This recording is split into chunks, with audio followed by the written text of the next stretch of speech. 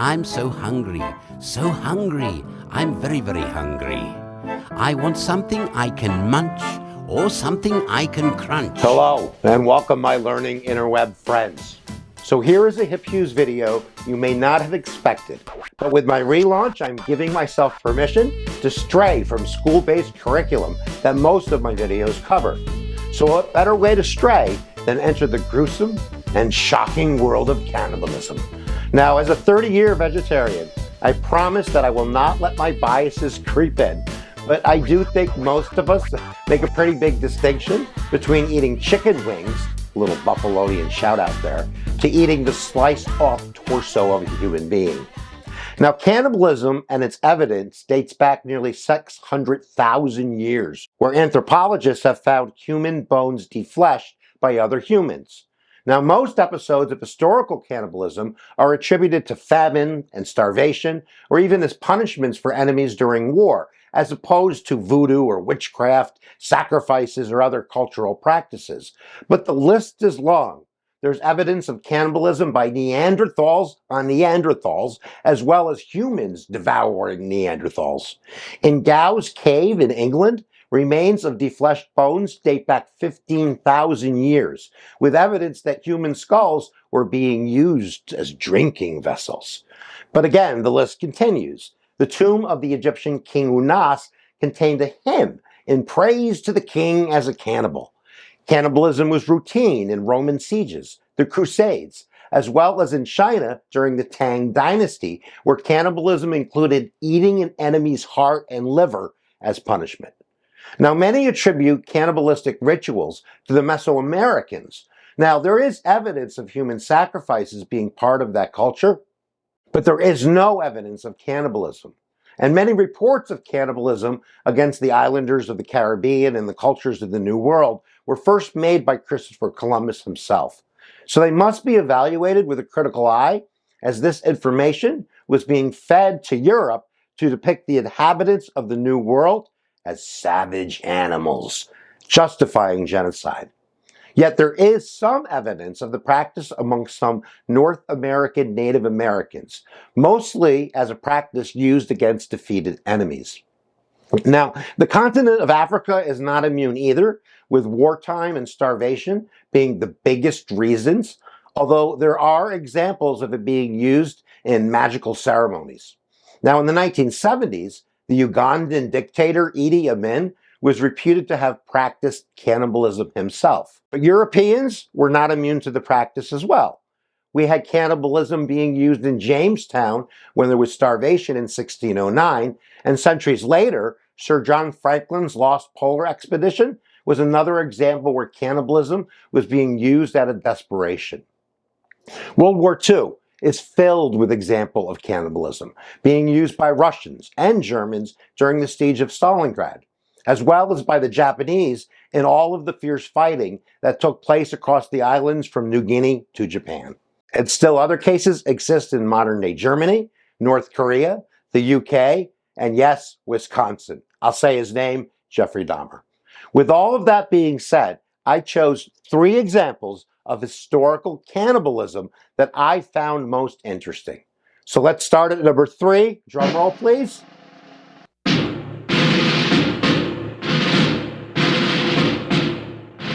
Alive. Now first, if you have not seen the movie Alive, finish this video and go do it. It might just include one of the most amazing plane crash scenes in cinematography history. Air Force Flight 571 that was chartered from Uruguay to Chile that crashed in the Andes Mountains on October 13th, 1972. The accident and the 72 days that follow became known as the Miracle of the Andes. Now, the flight was carrying 45 passengers and crew, including 19 members of the Old Christians Club rugby union team, along with their family, supporters, and friends. They were all Roman Catholic, by the way. Now, apparently, the inexperienced pilot screwed up. Believing he was near the airport and misreading the plane's instruments, he drifted off course and began to descend too early, and the aircraft struck a mountain. It ripped off both wings and the tail section. The fuselage then slid down a glacier at an estimated speed of 220 miles per hour, traveling nearly a half mile before crashing into the ice and snow. 3 crew members and 9 passengers died immediately. Several more died soon afterwards due to the frigid temperatures and the severity of their injuries. Now, search efforts were canceled after only 8 days because officials believed the plane crashed, killing all aboard. And the survivors had very little food. They had 8 chocolate bars, a tin of mussels, 3 small jars of jam, a tin of almonds, a couple dates, some candies, dried plums, and they had some bottles of wine too. Now, during the days following the crash, they divided this into very small amounts. But even with the strict rationing, their food ran out after only 1 week. They even tried to eat parts of the airplane, such as the cotton inside the seats and leather. Now, the survivors did have a radio, and they knew that rescue efforts had been called off. And faced with starvation and death, those still alive made an agreement that should they die, the others might consume their bodies to live. With no choice, the survivors ate the bodies of their dead friends. They first ate the pilot because the corpses had been preserved by being in the snow so long, and they used a piece of broken glass from the windshield to cut the flesh, and then they sucked on the icy frozen flesh for nutrient. But like I mentioned, all of the passengers were Roman Catholic, and they feared eternal damnation. So they rationalized that the act was to be viewed as a sacrament, eating the flesh to survive. Now, 17 days after the crash, their misfortune continued when an avalanche killed 8 people and trapped the survivors deep inside the fuselage with no food. The avalanche survivors began to cannibalize the newly fresh corpses of their friends. On December 12, 1972, 3 of the survivors, 2 going all the way, and lacking any mountain gear, began to climb the glacier. They trekked for over 10 days, traveling 38 miles. If it wasn't for the protein supplied by the human flesh they brought on their escape, they would have had no chance of success. After 72 days of being trapped, they reached civilization. Of the original 45 passengers and crew, only 16 survived because of cannibalism. And now for our second place winner in the Cannibalistic Awards.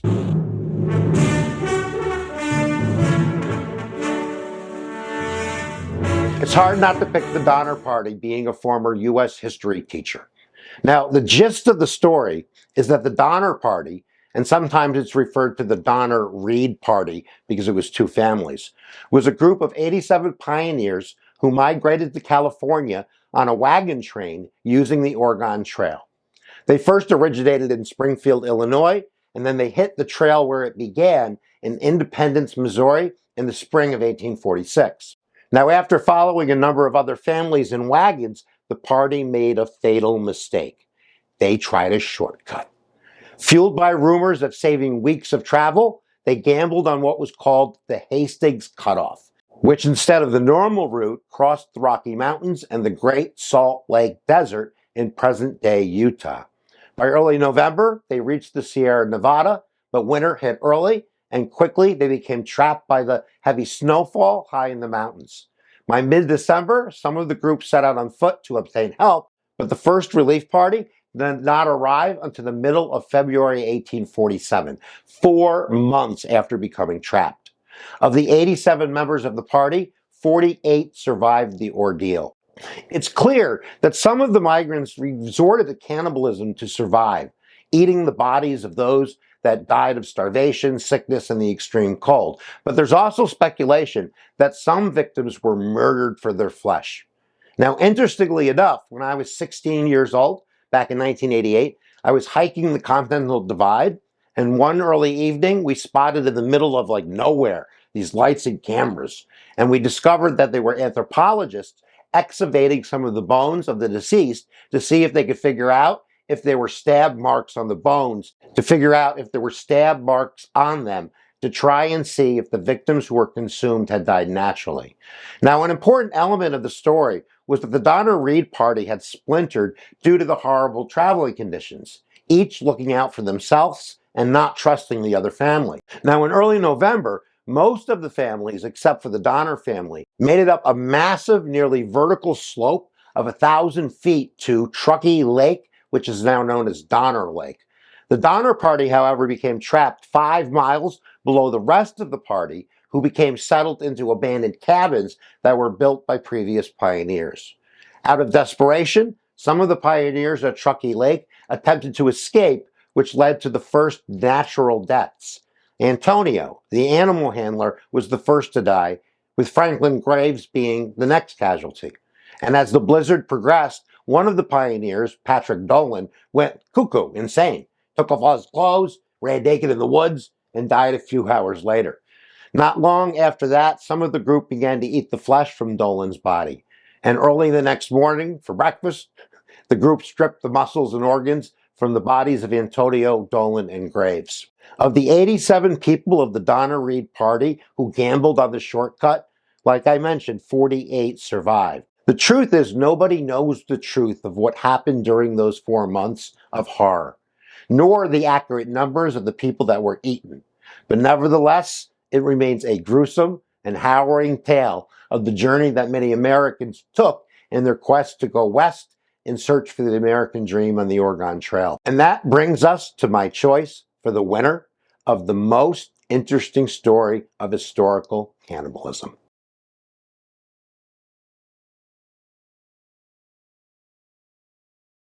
In the history books, this event is better known as the Nazino Tragedy, which took place over 13 weeks during the summer of 1933 in the Soviet Union. It seems tragedy is not enough of a word to convey what happened in that dreadful summer on a small island on the Ob River in western Siberia, in the Soviet Union, now Russia. But over those 3 months, nearly half of the 4,556 men and 322 women perished, many of them becoming a steady protein diet for the survivors.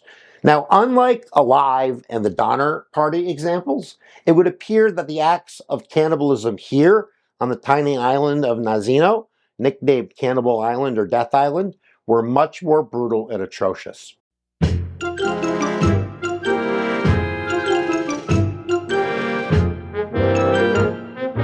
So a little background. In the early 1930s, the Soviet Union enacted a policy under Joseph Stalin called dekulakization. Now, a kulak was basically a successful farmer that were kicked off their farms due to the new policies that the communists implemented, where farms were confiscated and turned into state collectives. In the early 1930s, Stalin saw this program as a success, where nearly 2 million kulaks were relocated to Siberia and began to modernize it and turn it into a valuable resource for the nation. Now, in February of 1933, the heads of the secret police and the Gulag labor camps proposed a repeat of the program, planning to resettle another 2 million settlers to modernize nearly 4,000 square miles of virgin land. But there's one problem. Unlike the early 1930s, by 1933, the Soviet Union was experiencing the effects of the worldwide Great Depression, a brutal famine, and it simply lacked the resources and supplies to support such an endeavor. Still, Stalin approved the plan, but he did reduce the number of resettlers to 1 million. What a nice guy. Now, the first years of this program, most of the resettlers were true kulaks, and they knew how to settle virgin land. They were skilled in agricultural practices like clearing and cultivation. The skills learned and mastered over generations in their family. However, a decision was made to resettle those who were deemed undesirables in major cities like Leningrad and Moscow. Now, to accomplish this, there was a passport system enacted. So if you were found on the streets of the city without your passport, do not pass go, do not collect $200, no 3 strikes, you're out. And at the same time, the police were under tremendous pressure to meet resettler quotas. So while some of those deported were kulaks who had traveled to the city seeking work, most were not. A majority of those were arrested and sent north to Siberia were vagabonds, criminals, and gang members. And even worse, hundreds were simply ordinary citizens, like who ran out for some bread for dinner and forgot their passport. And there's one striking example of a young girl traveling by train with her mother to Leningrad. And when the train stopped in Moscow, the mother took the opportunity to grab some food before the train left. and her 14-year-old daughter waited in the train station. When the police demanded her passport, her explanations were ignored, and she was deported along with thousands of murderers, rapists, and violent criminals. Just sit right back and you'll hear a tale of a fateful trip that started from... So they arrive. Shipped to Siberia days after their arrest, the majority of those sent to Nazino were urbanites, as I previously mentioned. Now, after a railway travel, 5,000 were packed onto river barges that were meant to transport timber, and they were shipped up the Old River to the island of Nazino. Now, for food on this trip, they were given 7 ounces of bread as their daily ration. And it wasn't long before the criminal gangs began to run the barges, confiscating bread from the others.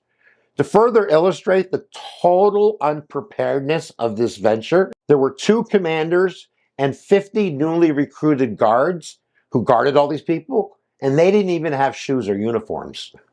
The settlers arrived at their new home in late May of 1933, a swampy island 2 miles long, 660 yards wide, no cooking supplies, no shelters, no ovens. The food they were given was flour, which then they proceeded to mix with river water and consume, and that led many to die from dysentery in the first few days. The situation quickly devolved into pure chaos. Now, the freshly new guards set themselves up on the riverbanks with orders to kill anybody escaping.